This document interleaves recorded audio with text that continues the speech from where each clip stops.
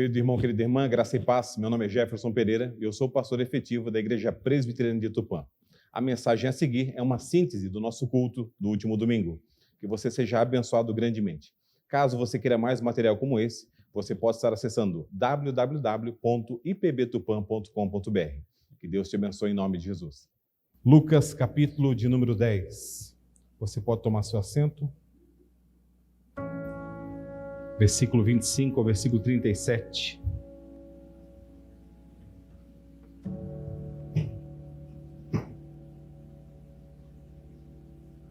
Diz assim a palavra do Senhor. E eis que certo homem, intérprete da lei, se levantou com o intuito de pôr Jesus à prova e disse-lhe: Mestre, que farei para herdar a vida eterna? Então Jesus lhe perguntou: que está escrito na lei? Como interpretas? A isto ele respondeu: Amarás o Senhor teu Deus de todo o teu coração, de toda a tua alma, de todas as tuas forças e de todo o teu entendimento. E ainda, amarás o teu próximo como a ti mesmo. Versículo de número 28 diz assim: Então Jesus lhe disse: Respondeste corretamente, faze isto e viverás. Ele, porém, querendo justificar-se, perguntou a Jesus: Quem é o meu próximo? Jesus prosseguiu dizendo: Certo homem descia de Jerusalém para Jericó e veio a cair em mãos de salteadores, os quais, depois de tudo lhe roubarem e lhe causarem muitos ferimentos, retiraram-se, deixando-o semimorto. Casualmente descia um sacerdote por aquele mesmo caminho, e vendo-o, passou de largo. Semelhantemente, um levita descia por aquele lugar e vendo-o, também passou de largo.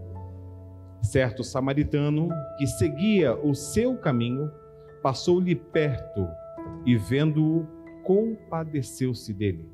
E chegando-se, pensou-lhe os ferimentos, aplicando-lhes óleo e vinho. E colocando-o sobre o seu próprio animal, levou-o para uma hospedaria e tratou dele. No dia seguinte, tirou 2 denários e os entregou ao hospedeiro, dizendo: Olha, cuida deste homem, e se alguma coisa gastares a mais, eu te indenizarei quando voltar. Versículo 36. Qual destes 3 te parece ter sido próximo do homem que caiu nas mãos dos salteadores? Respondeu-lhe o intérprete da lei: o que usou de misericórdia para com ele. Então lhe disse: vai e procede tu de igual modo. Quero convidar você a baixar sua cabeça, orarmos. Poderoso Deus, nós queremos nessa noite, Senhor, orar a Ti mais uma vez, te pedindo: abre e ilumina nossos olhos, nossos sentidos, nossa mente, para que a Tua palavra, Senhor, venha de encontro ao nosso coração, à nossa mente, como uma espada de 2 gumes. Essa espada, Senhor, corte e retire tudo aquilo que não é Teu, Senhor, em nome de Jesus. Que ela possa, Senhor, discernir em nosso coração nosso sentimento em relação ao Senhor, nosso sentimento em relação ao mundo e ao pecado, e que o Senhor possa despertar em nosso coração a urgência da santidade, a urgência de reconhecermos o Senhor como nosso Deus Todo-Poderoso, Salvador e Redentor. Te pedimos ainda, Senhor, não permita que a nossa mente vagueie longe, não permita que o nosso coração se perca em outras coisas a não ser a Tua palavra. Mas que nos próximos 40 minutos, 45 minutos, estejamos, Senhor, inteiramente apegados a Ti e a Tua Santa Palavra. Espírito Santo de Deus, fala com o Teu Filho, com a Tua Filha. Toca-nos profundamente, de modo a sair daqui diferente do modo como entramos. Oramos agradecidos, em nome de Jesus. Tua igreja diz amém. Queridos, antes de entrar na mensagem, eu gostaria de perguntar para você, você não precisa me responder, mas responda aí no seu coração, por gentileza. Quem é o seu melhor amigo?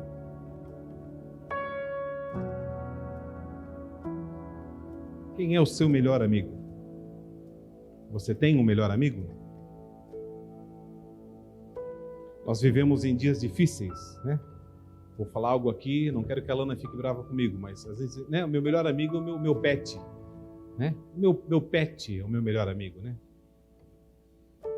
Nós vemos em momentos complicados, onde às vezes a pessoa fala assim: pastor, é melhor a gente não ter um amigo do que ter um amigo, indiferente ou um falso amigo. Mas, de novo, permita desafiar o seu coração. Você tem um melhor amigo? Você tem uma pessoa que ela olha para você assim, ela te entende? Eu tive um amigo, ainda tenho, graças a Deus, ele está longe, mora em outra cidade, outro estado, e ele escreveu certa vez para mim, em uma Bíblia que me deu de presente, ele falou assim: como é bom termos amigos, que mesmo sem se falarem, olhando uns para os outros, podem entender muito mais que as palavras dizem. Talvez você lembre disso quando você era criança, adolescente, você chegava em casa e a sua mãe olhava para você e já dizia assim: o que aconteceu? Ó, Júnior, o que aconteceu? Toninho? Eu ia falar assim: nada. Não, aconteceu alguma coisa. O que aconteceu? No olho, no olhar, sem falar. Por que eu digo sobre o melhor amigo? Porque eu quero falar para você de um amigo que talvez você não conheça, de um amigo que você talvez nunca tenha visto. É sobre ele que eu quero falar para você nessa noite, o meu melhor amigo. Não muito tempo atrás, voltando ao texto, em uma cidade internacional, Estados Unidos, Denver, recebeu bastante destaque uma notícia que falava sobre os trágicos acontecimentos do aparente suicídio de Jane. Ela era uma mulher que alguns anos antes tinha ficado paralítica quando ferida a tiros, depois de tentar sem sucesso intervir para salvar uma vida de um imigrante africano que estava sendo assassinado à vista de todos na esquina de uma rua no centro. Tanto na ocasião do crime quanto depois da morte de Jane, os meios de comunicação se referiram a ela como uma boa samaritana. Aliás, quando pessoas intervêm para ajudar aqueles que correm perigo em público, nossa cultura se refere costumeiramente a eles como bons samaritanos. Talvez você não saiba, mas nos Estados Unidos, mais de 30 estados têm legislação do bom samaritano. Essa legislação protege de serem processadas as pessoas que tentam ajudar vítimas nessas situações e, ao fazê-lo, infelizmente ferem ou lesionam o agressor. Inúmeras cidades em todo o mundo de língua inglesa têm hospitais que da mesma forma levam o nome de bom samaritano. Nós aqui no Brasil também temos. Logo, a palavra samaritano em nossa cultura se tornou sinônimo daquele que demonstra compaixão ou misericórdia. Talvez com risco considerável para si. Mas a pergunta que se faz essa noite é: será que os cristãos devem intervir de maneira como esta mulher fez? A maioria provavelmente concordaria que as tentativas dela de repelir os assassinos, mas e as situações de menos risco de morte? Os cristãos, por exemplo, devem parar e oferecer ajuda a todo motorista com o carro quebrado no acostamento? Os cristãos devem parar para todo sem-teto que pede uma esmola no sinaleiro, no semáforo? O que você faria? Com certeza, o comportamento mais comum, seja o que vemos no noticiário ou seja na nossa própria experiência, é que nenhum bom samaritano jamais aparece quando precisamos. Tendo falado então de uma notícia internacional, permita-me falar de uma notícia de Presidente Prudente. O ano é 2018 e o personagem da notícia sou eu. Estava no shopping indo comer uma batata recheada, dia de promoção, compre uma, ganhe duas. Estava com Laura Victoria à minha esquerda, André Regina na minha direita. Ou ao contrário, enfim, não muda nada da história. De repente, no final do shopping assim, gritou: pega o ladrão, pega o ladrão. Eu olhei ao longe, veio um cidadão correndo com a mochila na mão e uma moça tenta segurá-lo. Ele empurra a moça cai no chão que chega a quicar, sabe aquele tombo feio assim? Tum. Eu falei: meu Deus do céu. E aí meu coração, que nunca foi 12/8, já começa a bater muito mais rápido e fala assim: eu tenho que fazer alguma coisa. Peguei a Deda, encostei na Laura, empurrei um pouquinho para o lado, ele vinha na minha direção, como daqui agora na porta da igreja, poucos metros, tinha aquelas ilhas, de sorvete do McDonald's, peguei minha chave, meu celular, coloquei na ilha, e quando ele chegou bem perto, eu falei assim: é agora, bonitão, eu e você. E me abracei com ele. E como um bom jiu-jiteiro, fiz o golpe chamado 100 quilos. E no golpe de 100 quilos, eu com mais de 100 quilos, observe só, Tiago, caí sobre ele e um barulho aterrador. Bum! Minha esposa solícita não está aqui, está lecionando para as crianças, tentou meio que me segurar para que eu não me machucasse, nem que o ladrão se machucasse, e a bolsa dela ficou grudada embaixo de mim e do ladrão. E eu, de modo muito calmo, de modo muito tranquilo, sai! Aí ela puxou a bolsa, o olho encheu de lágrima, e eu tentando segurar ele falava assim, me solta, cara, me solta, vou te matar, vou te matar. Eu falava, não vai matar ninguém, né, Mônica? Não vai matar ninguém. E abracei ele e falei assim, daqui você não sai. Me solta, cara, me solta. Daqui você não sai. E aí eu escutei, em alto e bom tom, meu Deus, o pastor Jefferson está brigando no shopping. E eu falei, misericórdia. Meu Deus, que constrangimento, Senhor. E agora, Pai? Quis ser o bom samaritano, vou acabando, né? Com a minha fama. Chegou o segurança do shopping, de modo hábil, de modo técnico, colocou as duas mãos na canela do ladrão e olhou para mim. Eu olhei e falei, o que está fazendo, filho? Estou te ajudando. A canela dele? Não, está de brincadeira, né? Está segurando a canela dele, tem que segurar o ladrão, querido. Aí nisso já veio mais um, mais dois, pegaram ele. E ele gritou para mim, eu saí da cadeia ontem, cara, eu saí da cadeia ontem. Resumo da história. Ele havia saído realmente do presídio, é muito comum saírem dos presídios próximos a Prudente e o cidadão parar em Prudente. E havia roubado no dia anterior R$250 de mercadoria nas lojas americanas e filmaram o cidadão. E falaram assim, ele vai voltar amanhã. E realmente ele voltou no outro dia, mas não, a emboscada não deu certo, ele saiu correndo. E acabou que eu tive que imobilizá-lo. Quando ele foi levado pelos seguranças do shopping, uma cena muito triste se fez. Laura Victoria chorava copiosamente, como se eu fosse o ladrão e o cidadão fosse o cara bom, sabe? Chorava de dar dó. Andréa Regina chorava também, entendeu? Um pouco menos, mas chorava mais magoada pelo meu grito no desespero, porque eu não queria machucar ela, né? Do que qualquer outra coisa. E no fim das contas, a batata da promoção não teve gosto nenhum. A pergunta que me foi feita é, pastor, e se ele tivesse uma faca? E se ele na corrida tirasse de uma faca e, né? Esfaqueasse o Senhor, o que sobraria do Senhor? Eu falei, eu não sei. Mas eu só sei uma coisa, o meu senso de justiça não podia deixar o ladrão correr. Não podia deixar ele fugir, ele já tinha machucado a moça. Ele não podia machucar mais ninguém. Se machucasse alguém, que fosse eu. E esse foi o sentimento que eu tive. Quando nós vemos a parábola do bom samaritano, e nós vemos que certo homem, intérprete da lei, se levanta com o intuito de pôr Jesus à prova, faz uma pergunta universal, uma pergunta importantíssima. Mestre, que farei para herdar a vida eterna? E eu quero perguntar para você, irmãos, se eu tivesse levado uma facada naquele dia, onde eu passaria minha eternidade?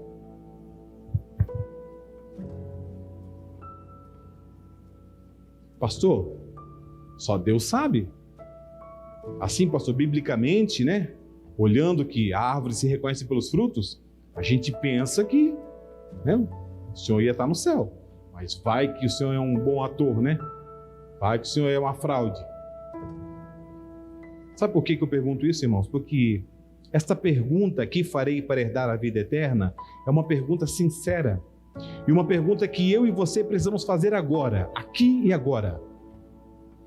Onde passarei a vida eterna? Porque assim que o meu coração parar, assim que a sua vida parar, nós teremos uma eternidade inteira, ou junto ao Senhor, ou longe do Senhor. Ou bem perto de Deus, ou bem longe de Deus. O importante é que o versículo 25 fala que essa pergunta não é uma pergunta sincera, é uma pergunta com o intuito de pôr Jesus à prova, de envergonhar Jesus.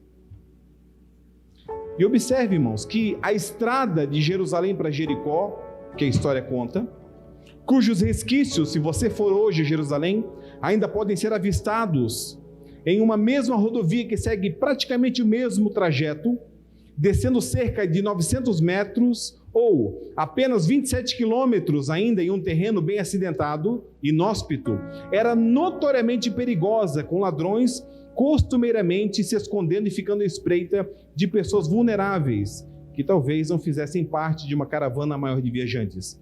Entenda que, geralmente, o meliante, o ímpio, ele ataca o fraco. Ele ataca o fraco. Tal perigo parece estar presente no mesmo caminho que essa conversa toma entre o intérprete da lei e Jesus, quando ele pergunta ao Senhor a pergunta mais importante na vida de um ser humano: Mestre, que farei para herdar a vida eterna?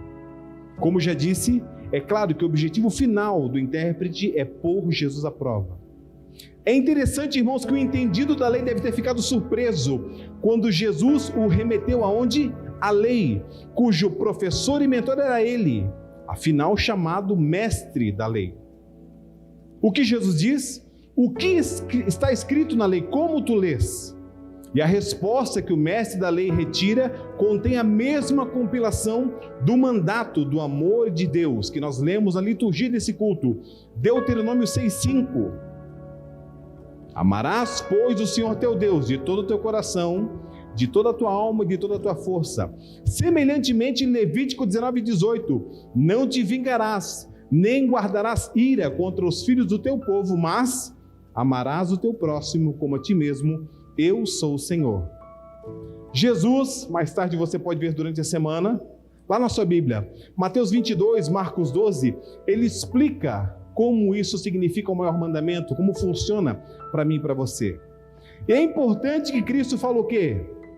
Versículo de número...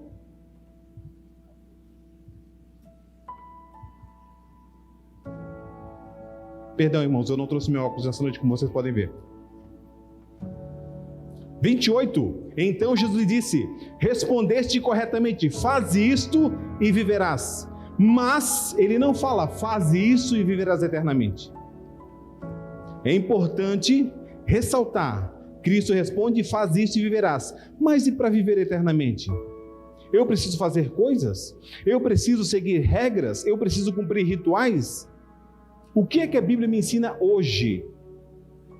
Hoje, para mim e para você. Efésios 2, 8 a 10, na Nova Versão Transformadora diz: vocês são salvos pela graça, por meio da fé. Isso não vem de vocês, é uma dádiva de Deus, não é uma recompensa pela prática de boas obras, para que ninguém venha se orgulhar. Pois somos, eu e você, amados irmãos, obra-prima de Deus, criados em Jesus Cristo, a fim de realizar as boas obras que Ele de antemão planejou para nós. Tudo que fazemos hoje, tudo que é bom, tudo que merece elogio, tudo que merece um sorriso, pertence ao Senhor. Por que é que eu pego 10% daquilo que recebo e devolvo no gasofilácio? Porque o Senhor amou o mundo de tal maneira que deu seu Filho. Ele deu seu Filho, deu o que era de mais precioso, mais valioso. Como é que eu não vou devolver apenas 10% e fico com 90%? Por que é que eu trago aqui nessa cesta, chamada cesta do amor, um item não perecível? Por que eu tenho na minha casa 5 quilos de arroz, aí eu corto na metade, trago 2,5 aqui e fico com 2,5? Eu digo assim, olha, o mesmo bolinho de arroz que eu vou comer aqui, fritinho, alguém vai poder comer, glória a Deus, aleluia. Que Cristo já fez por mim. Ele me alimentou. Nem só de pão viverá o homem, mas de toda a palavra que sai da boca de Deus. Quantas vezes a minha fome, a minha sede era da palavra de Deus e Ele falou comigo através das Sagradas Escrituras. É importante ainda olhar em Efésios 2,5. Estávamos mortos em nossos delitos, mas nos deu vida juntamente com Cristo, porque pela graça sois salvos. Nós somos salvos pela graça, irmãos.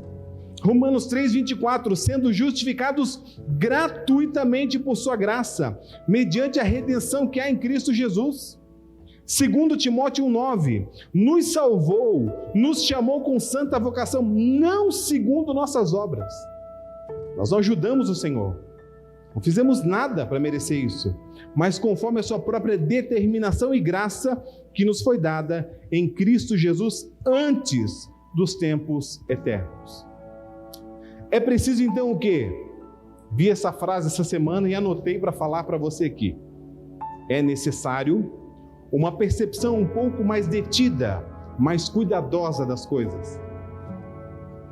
Parar e analisar o que é que o Senhor quer falar comigo e com você sobre o bom samaritano. Parar e analisar o que o Senhor quer falar comigo sobre vida cristã, sobre me abraçar com Jesus, entregar minha vida para Ele. É apenas um manual?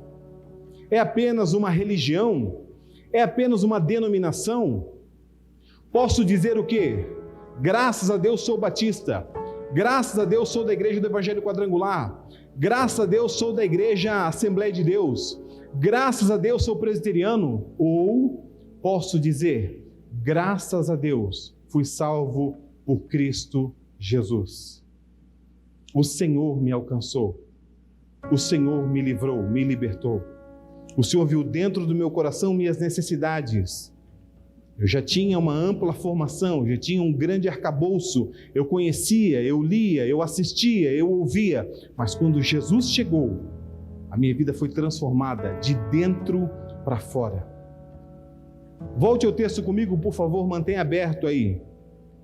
Lucas 10, 25, o intérprete faz a pergunta.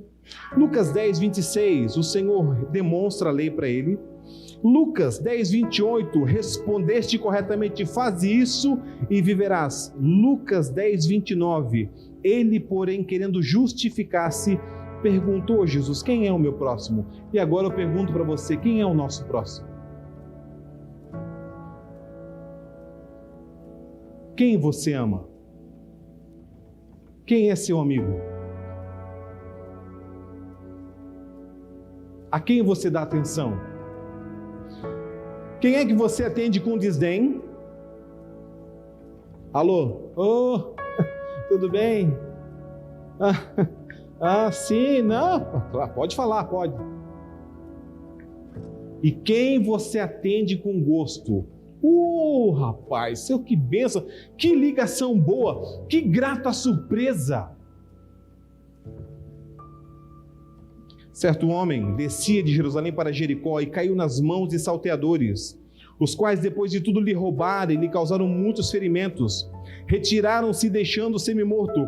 Casualmente, por este mesmo caminho, 31, descia um sacerdote e vendo-o passou de largo.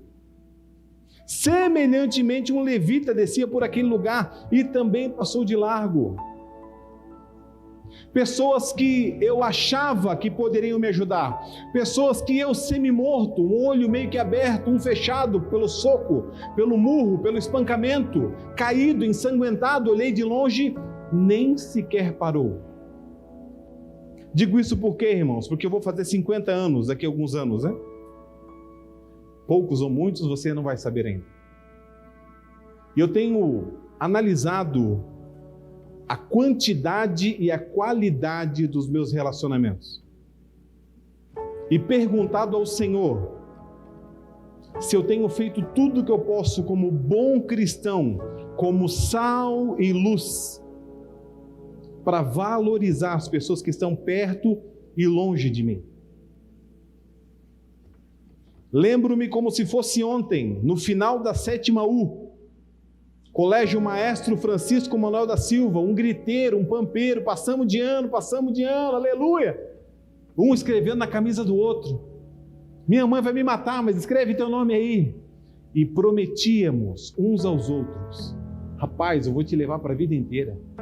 Rapaz, você vai ser meu amigo para sempre. Rapaz, obrigado por ter me ajudado. Não fosse a cola não pode, desculpa, não fosse você ter me ajudado a estudar, né? Aqueles amigos de colégio, de infância, cadê, irmãos? Cadê? Aqueles relacionamentos ministeriais que nós temos, relacionamentos espirituais. Quantas vezes orei pela pessoa, quantas vezes ela orou por mim, me abraçou, chorou comigo. Compartilhei meu pecado, rasguei meu coração. Puxa, meu irmão, olha só, infelizmente pequei de novo, tombei de novo, desanimei de novo. Calma, fica tranquilo, vem cá, vamos orar. Deus te ama. Jesus te ama.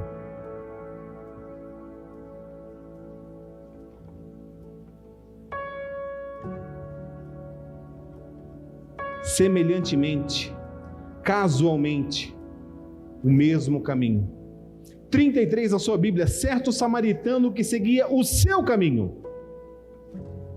Em resumo da ópera, tinha mais o que fazer. Passou-lhe perto e não longe.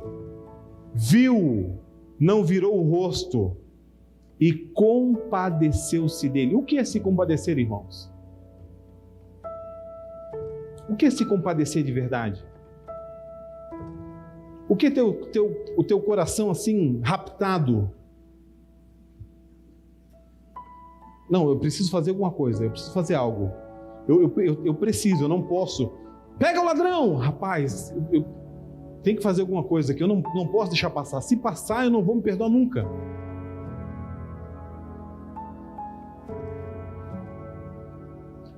André e Regina não está aqui. Certa vez fomos numa pizzaria. Pedimos uma pizza grande. Ora, vi que era bem pequenininha, André e Lucas era pequenininho. Estávamos naquela noite de casal, né? Sobrou 4 fatias de pizza. Eu, sempre generoso, sempre pensando no próximo, pensei, amanhã o café da manhã está garantido. Andréia não. Andréia já pensou diferente. Quando eu cheguei no estacionamento, bem no final, um cidadão com um guarda-sol, chovendo, usando como guarda-chuva, cuidando dos carros, ela falou, meu Deus, amor, olha aquele homem lá, meu amor, lá no cantinho, com frio, com fome. Aí eu falei, não, senhor, não, a pizza não, senhor, a pizza não, a pizza não. Uma oração sim, mas a pizza não. Amor, deixa eu levar. E ela foi levar a pizza.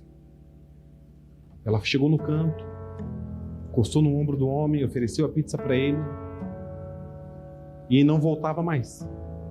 E eu, no carro olhando. Aí quando ela retornou, minutos depois, eu falei assim, meu amor. Ela falou assim, meu amor, a pizza só não adiantava. Eu quis deixar Jesus com ele também. Sabe, irmãos, às vezes você não tem uma oferta. Às vezes você não tem nada no bolso. Às vezes você não tem 1 quilo de alimento.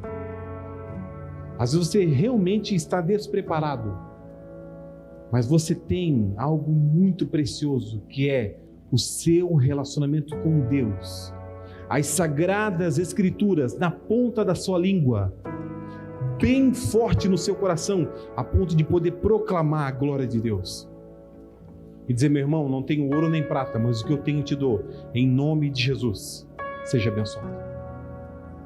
Em nome de Jesus, que o Senhor mude a tua vida, transforme o teu viver. Versículo 34, chegando-se, pensou-lhe os ferimentos, aplicando-lhes óleo e vinho, e colocando sobre o seu próprio animal, levou-o para uma hospedaria e tratou dele.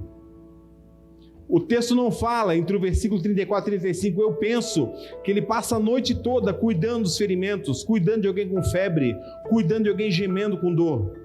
35, no dia seguinte, tirou 2 denários e entregou ao hospedeiro, dizendo, cuida deste homem, e se alguma coisa gastares a mais, eu te indenizarei quando voltar.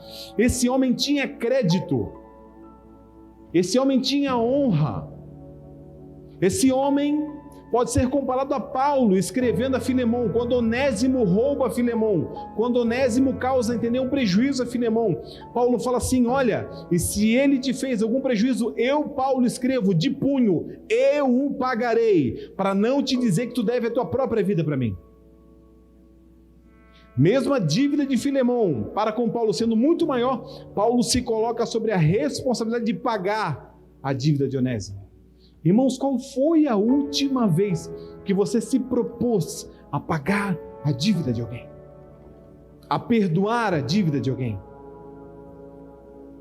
Que dívida, pastor? Não precisa perdoar dívida nenhuma, precisa. Cada vez que um caixa do supermercado passa as compras e nem olha para você, pip, pip, pip, pip, 175,80. E você está esperando uma troca de olhar, um negócio, né? Você já está agoniado, você quer 175,80.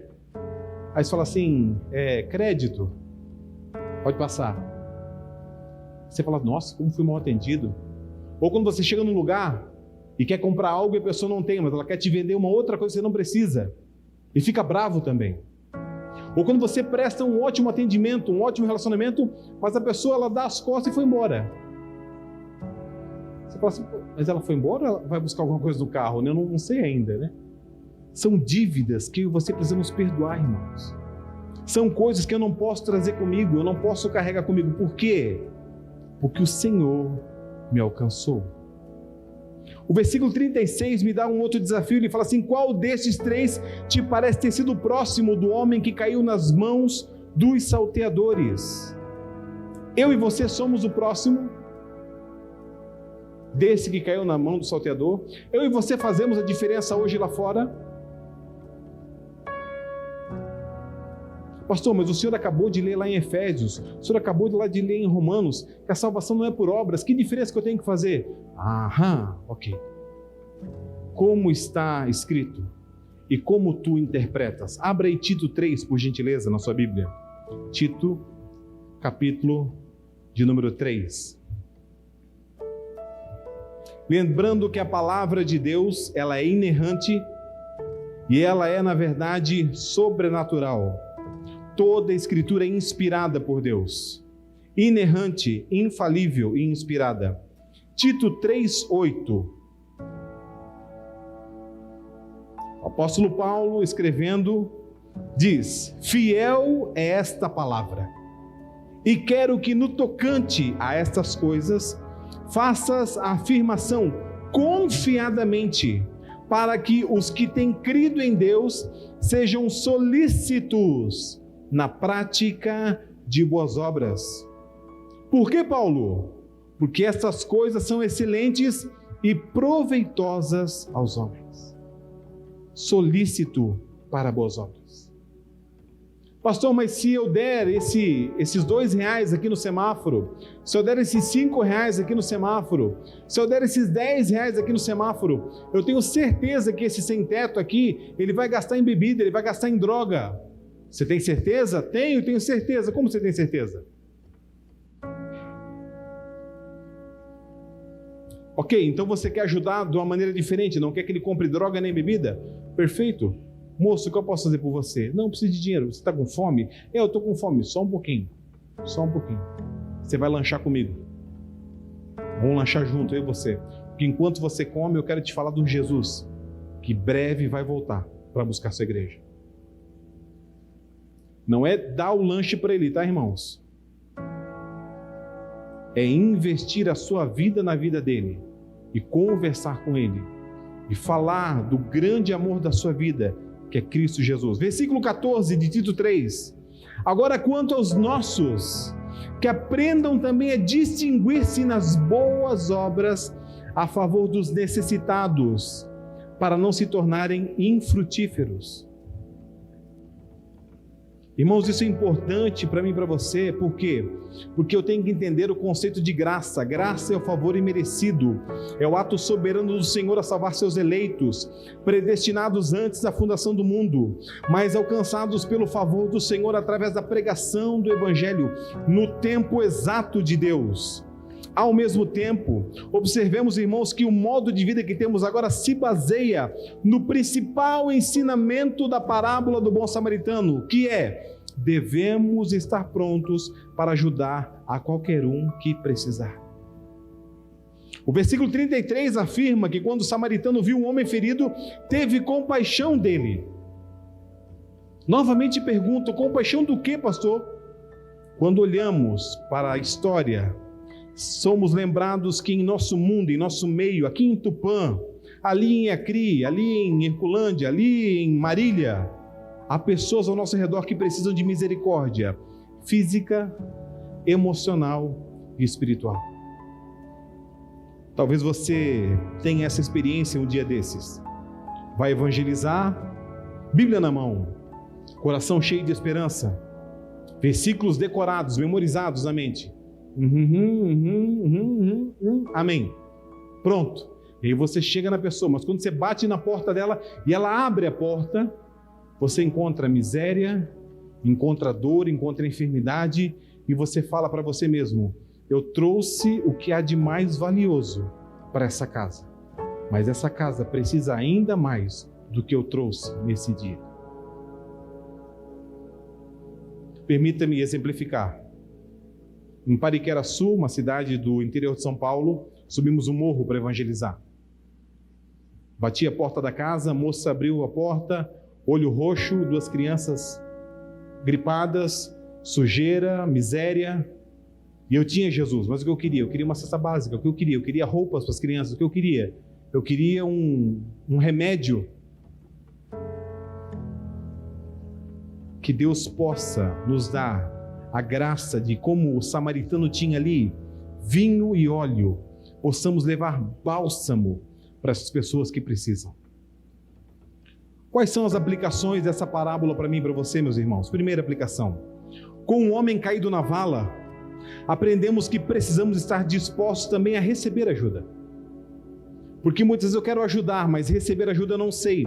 Uma das ironias de muitas igrejas cristãs é que o grande número de pessoas que fazem um bom trabalho de ministrar aos outros nunca aprenderam a pedir e receber ajuda quando têm necessidade. Uma das frustrações de um número incontável de pastores é descobrir em suas próprias igrejas pessoas que passam por extrema necessidade e sofrimento e que têm passado por isso já há algum tempo, mas ninguém toma consciência da sua situação. Elas se recusam a contar a quem quer que seja. Elas dizem: não quero incomodar, consigo me virar. Ou ainda: eu não quero que as pessoas pensem de mim ao dizer que preciso de ajuda. Desculpas desse tipo são, na verdade, dissimulação do pecado do orgulho, pois essas pessoas se recusam a deixar que o corpo funcione da maneira como Cristo planejou, em que cada um ministra alguma coisa a outra pessoa, sofrendo com os que sofrem e não apenas se alegrando com aqueles que se alegram. Se você nessa noite, meu amado irmão, meu amado irmão, você precisa de algo físico, algo material, precisa de algo espiritual, uma oração, precisa de um abraço.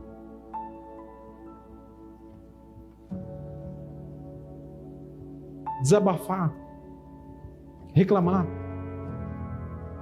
Pastor, estou muito chateado, deixa eu reclamar aqui, olha, meu cachorro acaba com tudo todo dia, morde meu carro. Opa, peraí, vamos orar porque o cão está furioso, aleluia, né? A gente está aqui, irmãos, como igreja, lembrando, irmãos, o seu problema não é pequeno demais. O seu problema, ele não é pequeno demais, ele também não é grande demais. Ele é a oportunidade que Deus tem, para quê?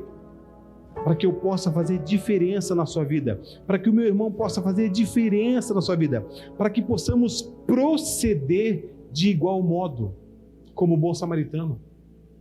Para que possamos o quê? Utilizar os talentos que Deus nos deu. Talento de ouvir, talento de aconselhar, talento de orar, talentos que você talvez precise nesse momento.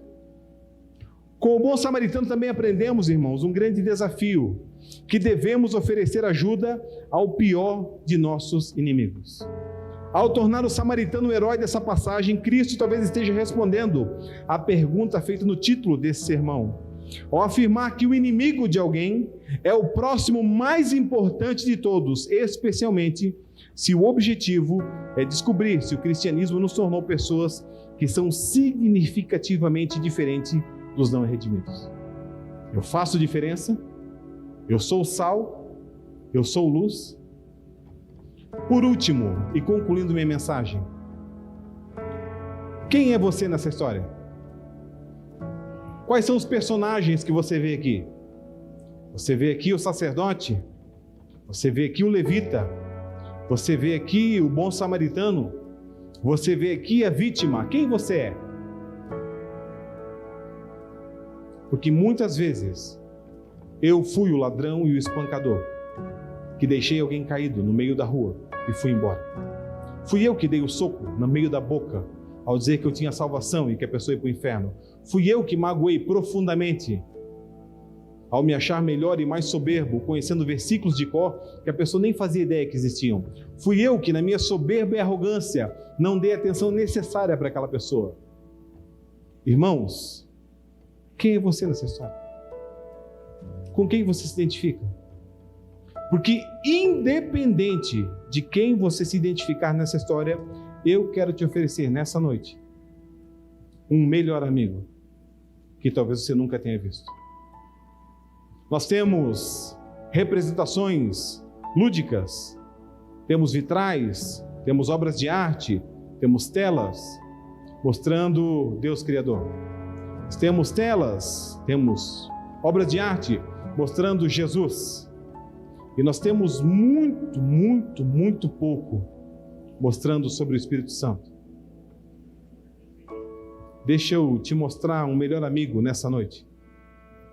Meu amigo Espírito Santo, que convence do pecado, da justiça e do juízo, que fala no meu e no teu coração aquilo que nós precisamos fazer realmente, nos entregar e dizer: Senhor, sou teu, salvai-me. Senhor, eu não tenho como resolver a situação, eu não tenho como resolver esse problema. Eu não tenho óleo, eu não tenho vinho, eu não tenho montaria, eu não tenho coragem de parar e encostar nesse semi-morto, encostar nessa vítima aqui.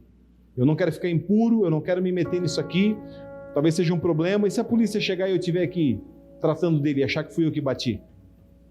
E se ele, quando acordar, for um ingrato, não querer falar comigo?